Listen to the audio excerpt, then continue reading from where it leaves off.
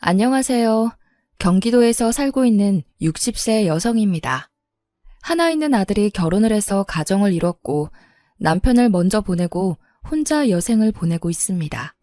이제부터 제 2의 인생이 시작된 거죠.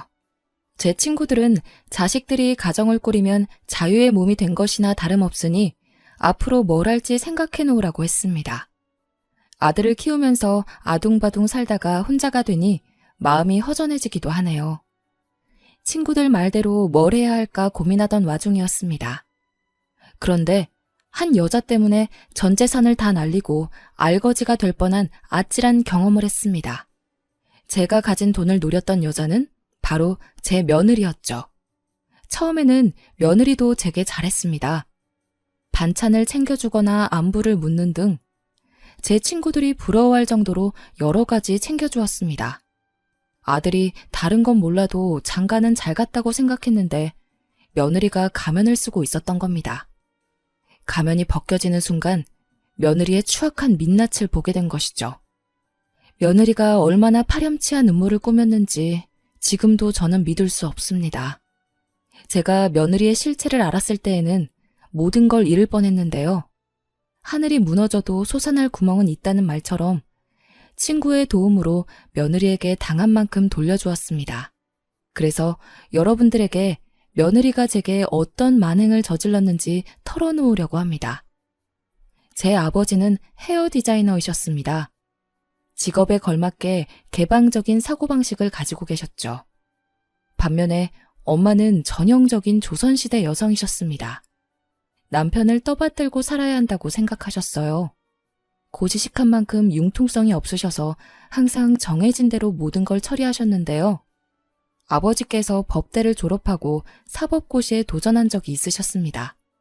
저희 집은 판검사에 한이 맺힌 집안이었죠. 증조 할아버지 때부터 아들들이 판검사에 도전하셨지만 집안에서 법복을 입게 되신 분은 한 명도 없었습니다. 할아버지도 판검사 도전에 실패하셨죠. 그래서인지 할아버지께서 아버지에게 판검사가 되라고 강요하셨어요.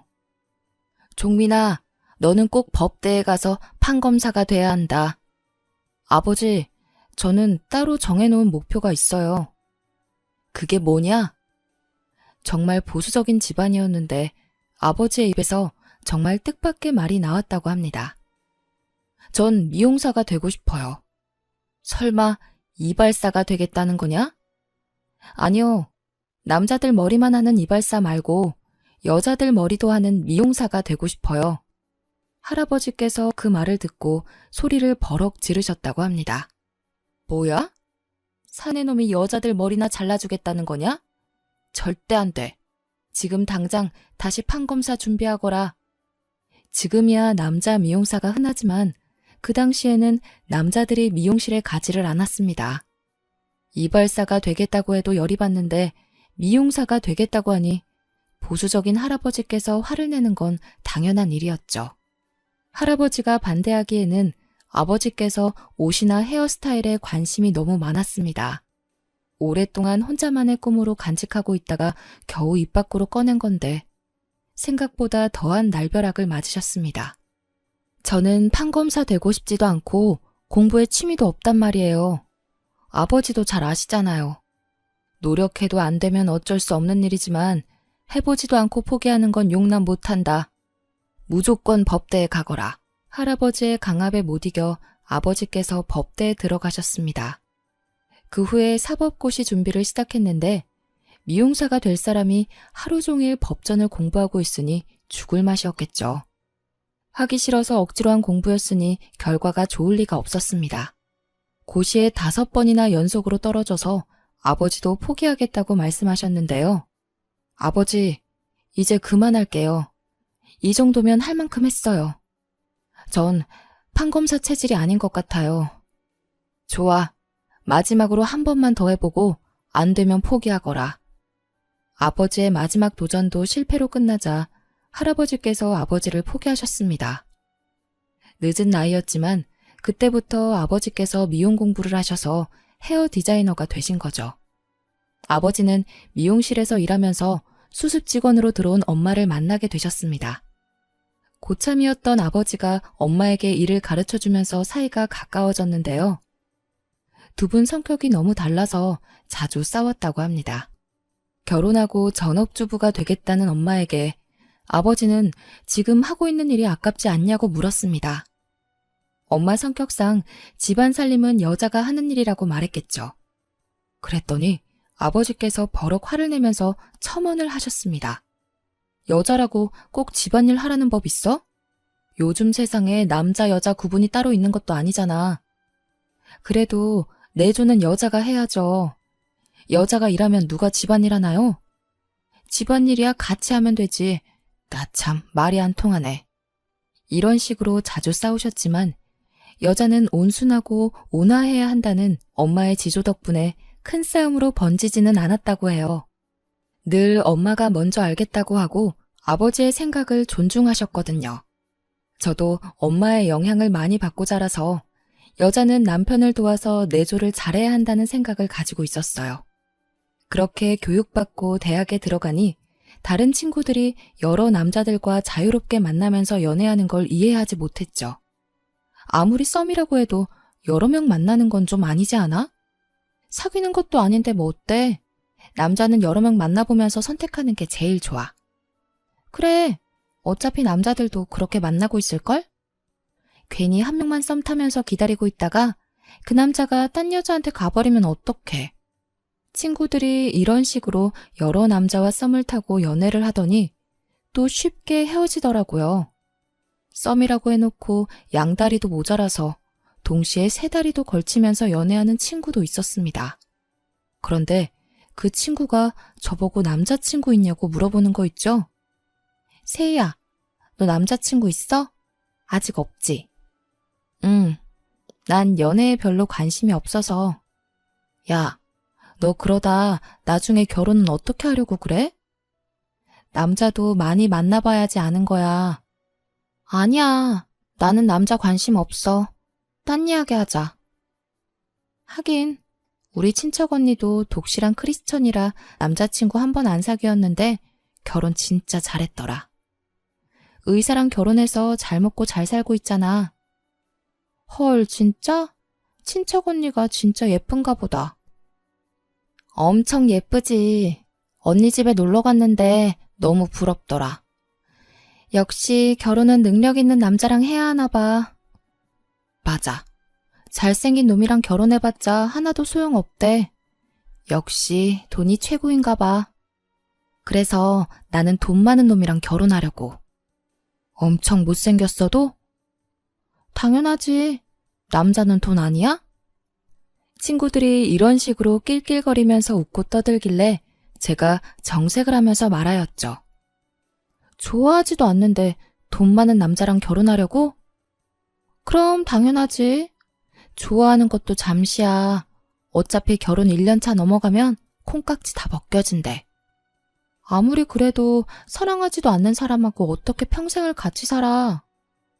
아, 그러니까 네가 연애를 못하는 거야. 남편이 아니라 돈을 사랑하면 평생 살 수 있어. 어우, 야, 그거 명언하다 얘. 친구들이 어이없는 말을 주고받으면서 웃길래 그냥 입을 다물어 버렸습니다. 말로만 그러는 줄 알았는데 실제로 친구들이 잘생긴 남자들과 연애하더니 결혼은 조건 좋은 남자들이랑 했습니다. 제 생각이랑 너무 달라서 이 친구들하고 오래가지 못했죠. 저는 한 번 연애하면 이 남자랑 끝까지 가야 한다고 생각하는 순정파였거든요. 친구들의 성화에 못 이겨 몇 번 소개팅하긴 했지만 마음에 드는 상대가 없었습니다. 친구들은 저를 모태솔로라고 놀려댔지만 필이 팍 꽂히는 남자를 만나기 전에는 연애를 함부로 할 생각이 없었는데요. 대학을 졸업하고 취직한 곳에서 처음으로 마음이 끌리는 남자를 만나게 되었습니다. 저와 같은 부서에서 근무했던 대리님이었죠. 키가 크고 잘생긴 것도 아니었습니다. 단지 성실해서 눈길이 갔는데요. 일밖에 모르는 사람이라서 가장 먼저 출근해서 가장 늦게 퇴근했거든요. 게다가 일도 잘해서 상사들이 우수사원이라고 칭찬했지만 다른 직원들이 남편을 따로 불러 뭐라 한 소리 하기도 하였습니다. 김대리, 정도껏 해. 회사에 충성한다고 돈 더 주는 것도 아니잖아. 김대리 혼자 이렇게 설쳐대면 우린 뭐가 돼? 제발 적당히 하라고. 내가 돈 더 받으려고 이러는 거 아니잖아. 이번 프로젝트 어떻게든 잘해보려고 이러는 거야. 다른 직원들 눈치 보는 거 안 보여? 그래, 너 잘났다. 너 알아서 해라. 동료들은 김대리가 승진을 하려고 발악하는 거라고 수군거리고 있었죠. 몇몇 직원들은 김대리를 이용하기도 했습니다. 특히 여직원들이 퇴근 시간이 다가올 때면 대리님에게 가서 자기 일을 대신해달라고 아양을 떨었어요. 김대리님, 제가 오늘 급한 일이 있어서 그런데 보고서 작성을 못 끝낼 것 같아요. 그래서 그런데 이번 한 번만 도와주시면 안 될까요? 제가 대신 끝내놓을 테니까 먼저 들어가세요. 감사해요. 제가 다음에 한턱 쏠게요. 단칼에 거절했으면 좋겠는데 대리님 성격이 온순하셔서 부탁을 거절하는 법이 없었어요. 이제는 상사들도 대리님의 착한 성격을 이용해 먹으려는 것 같았습니다. 이상하게 매번 승진 대상에서 제외됐거든요. 인사과장과 저희 부서 팀장이 휴게실에서 하는 대화를 우연히 듣게 됐는데 그 대화를 들어보니 대리님께서 왜 매번 승진에 실패하는지 알 것 같더군요. 정 부장, 이번에 과장 진급 대상 나왔어? 아마 내일쯤 나올 거야. 그런데 확실한 건 김대리는 아니야. 김대리 찍힌 것 같더라. 일 대충대충 하고 넘기자고 했는데 어떻게 그렇게 하냐고 따졌다며? 무조건 열심히 한다고 되는 게 아닌데 융통성이 없어서 별로 도움이 안 되는 것 같아. 김대리는 딱 지금 자리가 어울리지. 하는 짓 보면 과장이나 부장으로 올라갈 급이 아니야. 술자리도 좀 좋아하고 사바사바도 할 줄 알아야 하는데 그저 죽어라 일만 하면 승진될 거라고 생각하니까 그렇지. 김대리랑 일하는 애들도 힘들어 하더라고. 그런 애들은 평생 대리만 달다가 나가야지. 상사들은 회사의 감시를 피해서 이익을 챙기고 싶어 했거든요. 눈치 빠르고 융통성 있는 직원을 곁에 두고 싶어 했는데 김대리는 전혀 그런 스타일이 아니었던 거죠. 그런 사실을 알게 된 저는 김대리가 안타까워했습니다. 그래서 김대리에게 충고를 해주었죠. 대리님, 요즘 소문이 너무 안 좋더라고요.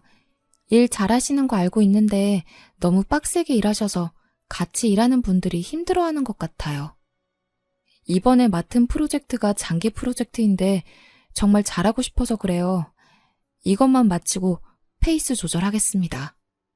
사실 대리님, 부장님이랑 과장님이 하시는 말씀 들었는데 대리님 이야기를 하시더라고요. 일만 너무 많이 하고 아부를 안 떨어서 마음에 안 들어 하시는 것 같아요. 알고 있었어요. 그런데 제가 비위 맞춰드린다고 좋아하실까요? 어차피 그러려고 노력해봤자 잘 안 될 거예요. 저는 일 열심히 하는 편이 편합니다. 저는 대리님의 답변을 듣고 다시 한번 반하게 되었죠. 게다가 몇 달 뒤에 제가 김대리의 도움을 받는 일이 생겼습니다. 팀장님이 갑자기 저를 부르더니 신규 사업을 추진해보라고 하셨습니다. 내가 정세희 씨를 특별히 좋게 생각해서 추천해봤어. 제대로 된 성과 나오면 인사국과에 반영시켜서 대리로 진급시켜줄게. 팀장님께서 기획안을 써오라고 한 날부터 야근하면서 문서 작성에 매달렸습니다. 보름이 넘도록 현장에 나가서 자료를 모으고 분석했는데요. 이제 임원들 앞에서 기획서를 발표해야 하는데 기획서를 완성시키지 못한 거예요. 아직 경험이 부족한 제게는 어려운 일이었습니다. 그때 대리님이 구세주처럼 등장한 것이죠. 세희 씨, 뭐 때문에 이렇게 힘들어하세요? 제가 좀 도와드릴까요? 아, 네. 데이터는 다 모았는데 사업 전망에 대해 어떻게 잡아야 할지 막막하네요. 어디 한번 봐요. 대리님이 제가 만들어 놓은 문서를 꼼꼼하게 확인하더니 문제점을 찾아내서 수정하는 작업을 도와주셨습니다. 자기 업무까지 제쳐두고 일주일 동안 제 일에 매달리셨죠. 덕분에 제가 봐도 완벽한 기획서가 완성되었습니다. 예상했던 대로 기획안 발표도 대성공이었는데요. 팀장님께서 약속한 대로 인사국과에 반영해 주신다고 하더라고요. 그래서 제가 대리님 이야기를 꺼냈습니다. 팀장님, 사실 이번 기획서는 김 대리님 도움을 많이 받았습니다. 그러니 인사고과에 대리님 실적으로 올려주세요. 그래? 김 대리가 일을 이렇게 잘했어? 세희 씨가 그렇다면 당연히 그렇게 해야지. 우선 김 대리 불러봐. 제가 대리님한테 가서 자초지종을 설명하니까 깜짝 놀라셨습니다. 바로 팀장님께 가서 자기가 한 게 아니라고 하더라고요. 팀장님, 세희 씨가 너무 겸손하게 말씀하셔서 오해를 하신 것 같습니다. 전 그냥 검토만 해줬고 세희 씨가 혼자서 한 기획안입니다. 아니, 대리님께서... 세희 씨, 일단 나 좀 볼까요? 대리님께서 저를 따로 불러서 제가 한 거라고 단정 짓더군요. 저는 너무 감사해서 승진할 수 없다고 했지만 대리님께서 끝까지 제가 잘한 거라고 하셨습니다. 그래서 결국 대리로 승진할 수 있게 되었는데요. 그때부터 대리님을 좋아하는 마음이 깊어지게 되었습니다. 혼자서 짝사랑하다가 음료수와 함께 식사 대접을 하고 싶다는 쪽지로 고백하였죠. 저는 승진할 수 있게 도와주신 일이 아직도 생각난다는 핑계로 대리님과 개인적으로 식사를 하고 연락을 했습니다. 그날을 계기로 몇 번의 데이트를 반복하다가 1년의 교제 끝에 결혼을 하게 되었습니다. 결혼 후 맞벌이를 하면서 20년 만에 내 집 마련의 꿈을 이루기도 했는데요. 하지만 남편은 우리 부부가 마련한 집에서 세상을 뜨고 말았습니다. 간암으로 허망하게 세상을 뜨고 말아서 몇 년을 슬퍼했죠. 평생 일만 하다가 몸이 고장난 것도 모르고 간암에 걸린 것이었습니다. 손 쓸 수 없이 커진 통증 때문에 병원에 갔는데 이미 치료 시기를 한참 놓친 뒤였습니다. 의사가 손을 쓸 방법이 없다고 하는 바람에 집에서 요양하며 시한부 인생을 보냈죠. 남편을 보낸 뒤에는 아들에게 의지하면서 살았습니다. 어릴 때부터 수학과 과학을 좋아했던 아들이 공대에 들어갔고 공대를 졸업한 뒤 자동차 회사의 기술연구소 연구원으로 들어가게 되었어요. 저희 아들은 아버지의 영향을 받아서 그런지 참 성실했습니다. 여자 만나는데 시간을 쓰지 않고 오직 일만 했죠. 그래서 제가 연애라도 해보라고 권유하기도 하였습니다. 아들, 이제 슬슬 연애하면서 쉬어봐. 이렇게 일만 하다가 몸 상한다. 연애는 무슨, 아직 결혼할 생각 없어. 일단 자리 잡고 가정 꾸릴 수 있으면 연애 생각도 그때 해볼 거야. 아들 나이가 30이 넘어가고 있는데 연애 한 번 안 해본 것 같더라고요. 그래서 제가 결혼은 언제 할 거냐고 재촉했습니다. 그럴 때마다 아들은 늘 아직 멀었다고만 대답했죠. 그러다 몇 년 뒤에 선임 연구원이 되자 아들이 결혼정보회사에 가입하게 되었습니다. 아들이 결혼정보회사를 통해 여러 번 소개팅을 해보았지만 별 성과가 없었다고 합니다. 이러다 아들이 영원히 결혼 못하는 거 아닌가 싶어서 애간장이 탈 때쯤이었습니다. 아들이 제게 마음에 드는 여자를 만났다고 하더군요. 이번에 결혼정보회사에서 웹디자이너를 소개시켜줬는데 똑똑하고 야무져 보이더라고. 커리어에 자부심도 있어 보여서 진지하게 만나보고 싶어. 그래, 제발 좀 만나봐라. 여자는 뭐라고 해? 너 마음에 든대? 뭐, 내가 마음에 든다고 하던데? 그럼 됐다. 잘해봐라. 괜히 쓸데없는 거 물어봐서 말 실수하지 말고. 여자를 만나본 적이 없어서 차이고 돌아오는 건 아닐까 싶었는데 제 우려와 다르게 데이트를 잘하고 돌아온 것 같았습니다. 그 뒤로 여러 번 데이트를 하더니 정식으로 만나보고 있다고 하더군요. 그리고 3개월 후에 아들이 며느리가 될 사람이라고 결혼정보 회사에서 만난 여자를 집으로 데리고 왔습니다. 안녕하세요, 어머님. 김수경이라고 합니다. 그래, 수경아. 오느라 고생 많았다. 얼른 여기 와서 앉아라. 네, 어머님. 오빠한테 살림 잘한다고 들었는데 집이 진짜 깔끔하네요. 제가 어머님께 배워야겠어요. 며느리가 어색해하는 저를 위해 과분한 칭찬을 해주더라고요. 살림 칭찬은 물론 제 피부 칭찬까지 해주며 친근하게 다가왔습니다. 성격이 밝고 싹싹해 보여서 저는 마음에 쏙 들었죠. 아들 녀석도 제가 좋아하는 모습을 보았는지 며느리가 간 뒤에 어떤 것 같냐고 묻더군요. 엄마, 수경이 어때? 성격도 좋고 예쁘지? 나는 아주 마음에 든다. 너만 좋다면 당장이라도 며느리 삼고 싶어. 일 잘하고 똑똑해. 얼마 전에 승진했다고 하더라고. 나도 수경이만 괜찮으면 빨리 결혼하고 싶어. 그래, 네가 나이도 있으니 될 수 있으면 빨리 해라. 며느리도 아들에게 확신이 있었는지 상견례 자리를 가지자고 했습니다. 그리고 2달 뒤에 결혼식을 올리고 부부가 되었죠. 아들이 일하는 연구소가 경기도에 있어서 그 근처로 집을 구하게 되었습니다. 처음에는 좋은 집을 사려고 했지만 며느리의 반대로 작은 전셋집을 구해서 신혼생활을 시작했습니다. 좋은 아파트 놔두고 왜 그 집으로 이사 가냐고 물었더니 며느리가 경기도가 아니라 서울에서 살고 싶다고 하더군요. 저는 며느리 회사가 서울에 있어서 그런 거라고 생각했습니다. 그저 별다른 생각 없이 서울 집값만 걱정하였죠. 아들네가 얼른 자가를 얻었으면 해서 예전부터 부어놓은 적금을 더 모아두고 있었습니다. 그만큼 아들을 위하는 마음이었지만 며느리를 딸같이 생각하는 마음도 있었거든요. 일 때문에 아들네를 자주 들리지 못했지만 며느리가 매일같이 안부 전화를 했고 수시로 제가 좋아하는 음식들을 해오거나 식재료들을 사와서 요리해 주었습니다. 어느 날은 제가 갈비찜을 좋아하는 걸 알고 제 집으로 와서 해주더군요. 어머님, 갈비찜 어떠세요? 간이 딱 맞나요? 너무 딱 맞네. 너는 요리를 누구한테 배웠니? 어쩜 이렇게 맛있게 잘하나 몰라. 그냥 인터넷 보고 따라하는 거예요. 어머님 입맛에 맞아서 다행이에요. 드시고 싶은 거 있으시면 말씀하세요. 제가 다 해드릴게요. 너 힘든데 무슨 요리를 해주려고 그러니? 말만 해줘도 고맙다. 아유, 어머님은 제 친정 어머니 같으셔서 그래요.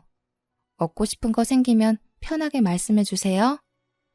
말로만 친정 엄마 같다고 한 것이 아니었습니다.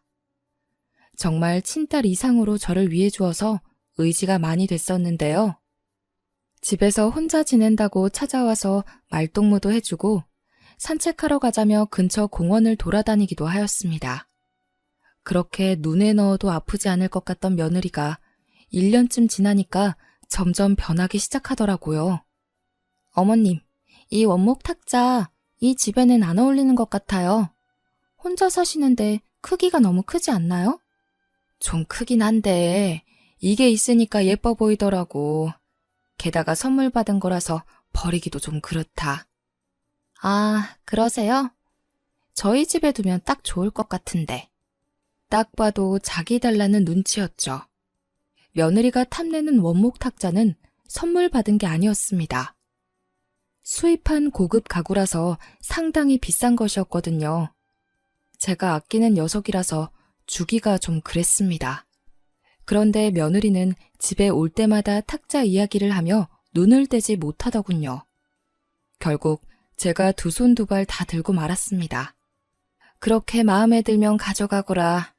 네 말대로 탁자가 너무 큰 것 같더라. 어머, 정말이세요? 고맙습니다, 어머님. 제가 작은 걸로 사드릴게요. 며느리가 아이처럼 좋아하더니 기다렸다는 듯이 트럭을 불러냈습니다. 원목 탁자를 가지고 가더니 정말 저렴하고 볼품없는 탁자를 사주었죠. 제 물건을 탐내는 건 원목 탁자뿐만이 아니었습니다. 얼마 뒤에 장식장 같은 가구들도 탐내며 이런저런 핑계를 대면서 가지고 가려고 하더라고요. 어머님, 이런 가구는 호흡기에 안 좋대요. 어머님 천식도 앓고 계시면서 이런 가구 쓰시면 안 돼요. 제가 새 걸로 사드릴 테니 이거 저 주세요. 얼핏 들으면 저를 위한 것 같지만 며느리는 비싼 가구만 알아보고 가져갔습니다. 그리고 이번에는 새로 사주지도 않았죠. 장식장 같은 경우는 있다가 없어지니 너무 불편해져서 며느리에게 언제 사주냐고 물어봤습니다. 얘야, 장식장은 언제 사줄 거니? 오랫동안 쓰다가 없으니까 영 불편하다. 아, 맞다. 죄송해요, 어머님. 제가 바빠서 아직 알아보지 못했네요. 지금 중요한 프로젝트를 맡아서 그런데 이 일만 끝내고 가구 보러 가도 괜찮을까요? 아유, 됐다. 내가 알아서 할 테니까 신경 쓰지 마라. 아니에요. 제가 금방 알아볼게요. 조금만 기다려주세요. 진짜로 괜찮다. 회사 일도 바쁠 텐데 괜히 업무 시간에 가구 찾아보면서 눈총 받지 마라. 장식장만 그런 것이 아니었습니다. 새 가구를 사주겠다는 말만 하고 잊어버렸다, 바쁘다는 핑계를 대면서 하나도 안 사주더군요. 그래서 저는 친구와 같이 중고 가구점 거리에 나섰습니다. 며느리가 가져가서 가구가 없다고 하니까 친구가 깜짝 놀라하면서 돈 이야기를 꺼내더라고요. 네 며느리는 왜 사준다면서 안 사주니? 가구 살 돈은 받은 거야? 아니, 안 받았어. 뭐? 그럼 네 돈으로 가구를 사겠다고? 친구는 가구를 가지고 갔으면 새로 사주든지 돈을 주든지 둘 중 하나는 해줘야 하는 거 아니냐고 따졌죠. 친구 말이 맞았지만 저는 구차하게 굴고 싶지 않아서 제 돈으로 가구를 사고 말았습니다. 친구는 이런 제가 답답하다며 가구를 둘러보는 내내 며느리 험담을 하더라고요. 생각할수록 어이가 없네. 당연히 자기가 먼저 돈 주겠다고 해야지. 안 받겠다고 해도 억지로 보내야 하는 거 아니야? 정말 얌체 같네. 그러다 가구점에서 눈에 익은 물건을 발견했죠. 제가 아끼던 원목 탁자가 있어서 얼른 가까이 다가가 봤습니다. 애지중지 잘 쓰다가 다리 부분에 흠집 하나를 낸 적이 있었는데 딱 그 자리에 긁힌 자국이 있더라고요. 제 집에서 원목 탁자를 여러 번 본 적 있는 친구도 제 거 같다고 하였습니다. 세희야, 이거 너희 집에 있던 원목 탁자 아니야? 네가 실수로 여기 부딪혔다고 했잖아. 친구와 저는 원목 탁자에 난 흠집을 유심하게 쳐다보면서 제 거가 맞다는 결론을 낼 수밖에 없었습니다. 친구가 제게 사진까지 찍게 만들더니 직원을 불러 누가 판 거냐고 물어보자 했지만 금방이라도 싸울 것 같은 친구 녀석을 잘 달래서 데려왔죠. 집으로 가는 길에도 화가 가라앉지 않는지 친구 녀석이 끝까지 며느리 욕을 하였습니다. 아니, 세상에 지 용돈 필요하다고 시어머니 가구까지 팔아먹는 며느리가 어딨어? 사정이 있는 거겠지. 며느리에게 물어보고 연락해줄게. 우리 수경이가 그럴 애가 아니야. 저는 끝까지 며느리를 감싸며 오해하지 않으려고 노력했습니다. 며칠 뒤에 며느리가 집에 올 때까지 기다렸죠. 드디어 며느리가 오자 가구점에서 찍어온 사진을 보여주었습니다. 내가 얼마 전에 중고 가구점에 다녀왔는데 너 이 탁자는 왜 판 거니? 중고 가구점 다녀오셨어요? 사실은 저희 집에 가지고 왔는데 사이즈가 안 맞더라고요. 제가 눈대중을 잘못했나 봐요. 어머님 탁자도 새로 사서 보내드렸는데 다시 돌려보내기도 그랬어요. 그렇구나. 그럼 탁자 판 돈은 줘야 하지 않을까? 아, 맞다. 뭔가 허전하다 했는데 돈을 안 드렸네요. 죄송해요. 제가 이따가 붙일게요. 며느리가 말은 이렇게 했지만 며칠이 지나도 돈을 주지 않았어요. 괘씸했지만 얼마 되지도 않는 돈을 달라고 재촉하기 싫었습니다. 그 뒤로도 며느리는 마음에 드는 게 있으면 가지고 갔습니다. 제가 마음먹고 산 양털 자켓이나 가죽 장갑 등을 탐내기도 했죠. 그리고 쥐꼬리만한 돈을 주면서 생색을 냈습니다. 며느리가 하는 짓이 점점 얄미워졌지만 속 좁은 시어머니란 소리를 듣고 싶지 않아서 아무 말도 하지 않았습니다. 딸 같은 며느리에게 선물 준 거라고 생각했는데요. 제 생일이 되자 며느리가 정말 황당한 이야기를 꺼냈습니다. 같이 식사하는 자리에서 며느리가 갑자기 집문서를 주는 거 있죠? 저는 집문서를 받다가 아들 녀석을 쳐다보고 또 며느리를 쳐다보았습니다. 도대체 이게 뭐냐? 집문서예요. 이제 어머님 나이도 있으니까 서울보다는 공기 좋은 시골에서 사시는 게 좋을 것 같아서요. 제가 거금 들여서 전원주택 하나 장만했어요. 아니, 세상에, 네가 무슨 돈이 있다고 전원주택을 샀니? 그 말 한마디에 그동안 쌓인 불만이 사르륵 녹아내리더라고요. 제가 감동받은 눈빛으로 며느리를 쳐다보니까 조건을 하나 내걸었습니다. 대신 어머님 사시는 집은 저한테 주세요. 전원주택으로 이사 가시면 서울 집은 필요 없잖아요? 맞아. 수경이가 그러는데 회사나 너무 멀어서 힘들대. 나도 서울로 발령 날 것 같으니까 엄마가 이사 가주라. 가서 푹 쉬면 건강도 좋아질 거 아냐. 뭐라고? 우리 아들까지 며느리 편을 들 줄 몰랐습니다. 그렇지만 며느리가 무리해서 얻은 전원주택이니까요. 아무리 서울 집값이 비싸도 전원주택이 더 비싸지 않을까 고민하다가 아들 녀석이 대답을 재촉하는 바람에 그렇게 하자고 했습니다. 지금 생각하면 정말 바보 같은 짓이었죠. 전원주택이 있다는 양평으로 가보니 욕짓거리가 절로 나왔습니다. 며느리가 사놓은 전원주택은 다 쓰러져가는 낡은 한옥이었거든요. 게다가 방치된 지 오래돼서 허물어지기 일보 직전이었습니다. 잘못 찾아온 건 아닌지 주소와 번지수를 몇 번이나 확인했지만 며느리가 사준 전원주택이 맞았습니다. 제가 그 폐가 앞을 서성이고 있으니 지나가던 동네 이장이 더 충격적인 말을 건네주었습니다. 아이고, 이 집에서 사시려고? 수리비 엄청 들 거야. 하기사 공짜로 얻은 집이니까 수리비 정도는 감당해야겠네. 네? 공짜로 얻었다고요? 모르셨구나. 집주인이 거의 거저내놨어. 여기서 사람이 죽어서 아무도 안 오려고 했거든. 이장이 하는 말을 들어보니 이 집을 산 사람이 폐가를 보자마자 마을 회관을 찾아왔다고 합니다. 이장에게 집주인을 만나게 해달라고 하더니 대뜸 소문 이야기를 꺼냈다고 하더군요. 여기서 사람이 죽지 않았냐고 거저달라고 우기길래 기억하고 있었다고 합니다. 결국 집주인도 집이 팔리지 않아 며느리에게 집을 거저주었다고 하죠. 그러면서 집주인이 마을 이장에게 이 말까지 했다고 합니다. 안 그래도 사람 죽었다는 소문이 나서 세금만 따박따박 물고 있어서 철거해버리려고 했어요. 너무 싸게 준 것 같은데 가지고 있는 것보다 낫죠 뭐. 마을 이장에게 이 말을 듣는 순간 화가 치밀어 올라서 견딜 수가 없었습니다. 이런 폐가를 거금 들여서 산 전원주택이라고 속이다뇨. 게다가 제 집까지 빼앗아서 이성을 잃고 말았습니다.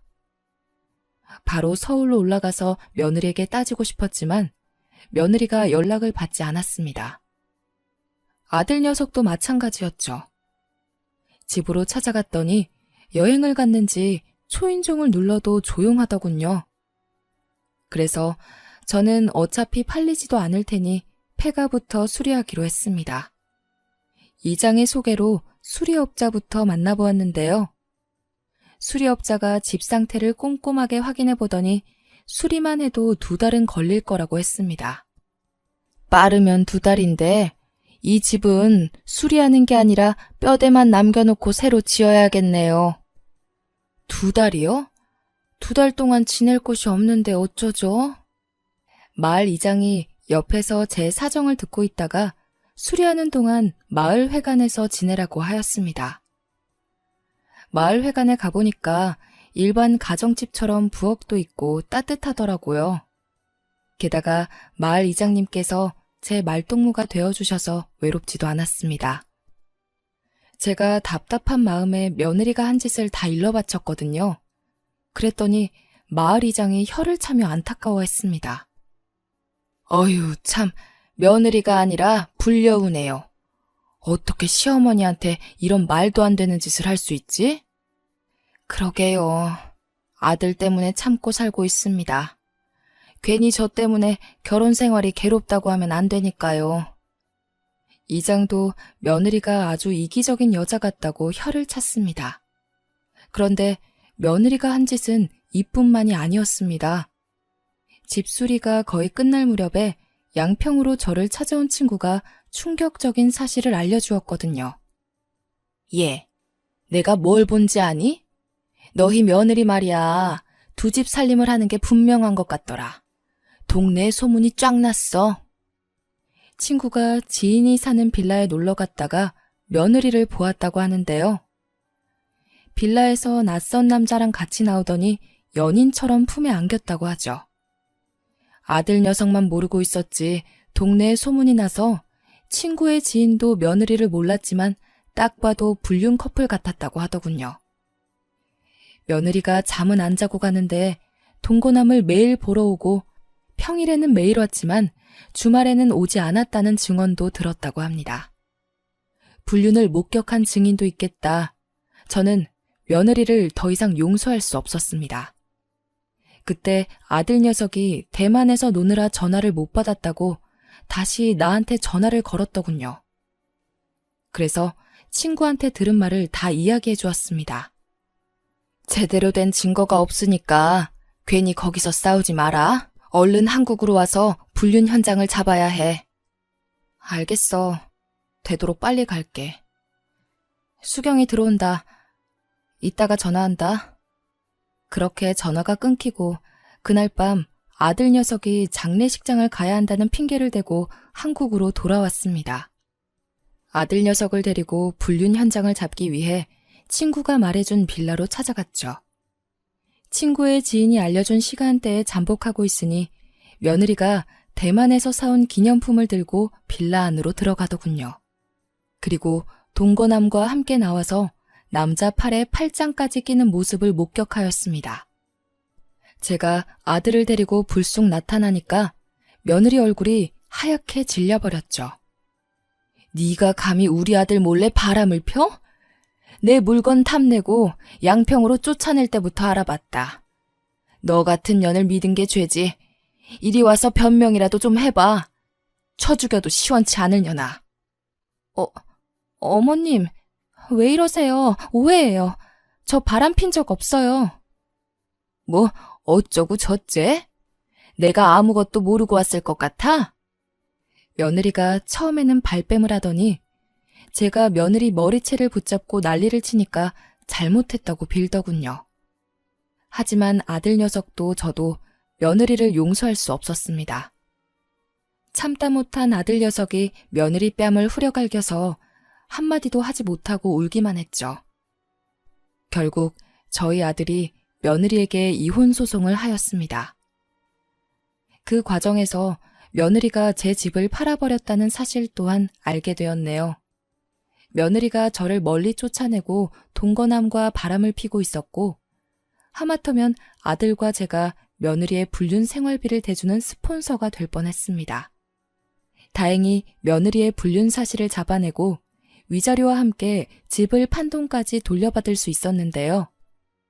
그 뒤로 아들과 함께 양평에서 살고 있습니다. 아들 녀석이 이혼한 후유증이 커서 회사를 휴직하고 양평에서 잠시 쉬고 싶다고 했거든요.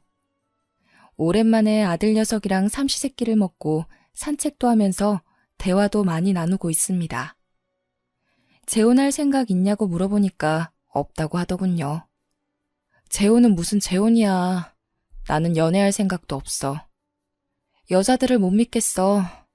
수경이가 나한테 이럴 줄 정말 몰랐고. 나는 자기가 모은 돈으로 엄마한테 전원주택을 사준다고 하길래 정말 효녀라고 생각했거든. 그런데 아니었어.